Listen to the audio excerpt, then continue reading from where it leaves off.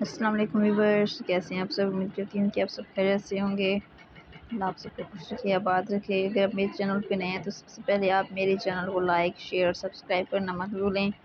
تو آج جو میں آپ سے شیئر کرنے والی ہوں وہ ہے ایڈس۔ ایڈس ایک ایسی بیماری ہے جس کا کچھ لوگ ہیں جن کو پتہ ہے، لیکن بہت سے ایسے لوگ ہیں جو اس سے ناواقف ہیں۔ تو میں آج آپ کو یہ ایڈس کا مفہوم بتاؤں کہ ایڈس کیا ہے، یہ کیسے پھیلتا ہے۔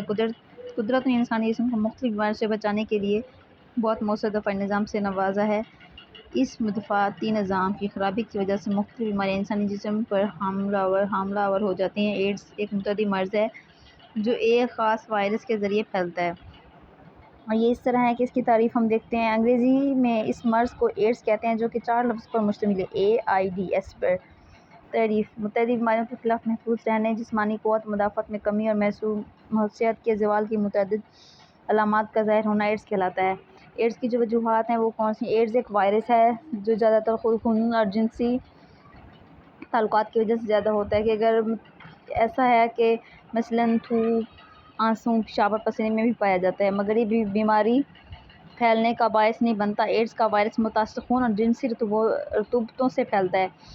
یعنی کہ اس میں بتایا گیا کہ ایڈس ایسی بیماری ہے جو جنسی تعلقات کی وجہ سے بڑھتی ہے۔ جیسے کہ اگر اس کا ہم اور ایک دیکھتے ہیں پوائنٹ: جنسی پھیلاؤ۔ یہ دنیا بھر کی بیماریوں کے پھیلاؤ کا سب سے بڑا ذریعہ اس وائرس سے کسی بھی متاثر شخص سے اس کی جنسی ساتھی میں داخل ہو سکتی ہے، یعنی مرد سے عورت میں داخل ہوتی ہے اور عورت سے مرد میں جنس پرستوں میں ایک سے دوسرے میں پھیل جاتی ہے۔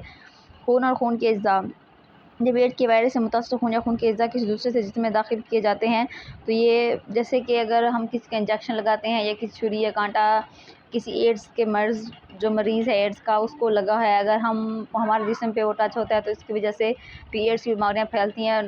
ورنہ جو ہے ایڈس کی جو بیماریاں ہیں وہ اگر شوہر کو ہوگی اور وہ ان کی شادی کے بعد، ایک مرد کو ہوتی ہے، شادی کے بعد وہ عورت کو بھی ہو جاتی ہے، اور اگر وہ حاملہ ہے تو اس کے بچے کو بھی یہ بیماری ہو جاتی ہے۔ تو اس کے لیے لازمی ہے کہ ہمیں کوئی بھی انسان کی شادی کرنے سے پہلے، مرد یا عورت کی شادی کرنے سے پہلے ان کے ٹیسٹ کروانا ضروری ہے، تاکہ کوئی ایسی بیماری نہ ہو جو آنے والی نسل اور آنے والے مستقبل کو ان کے تباہ کر سکے۔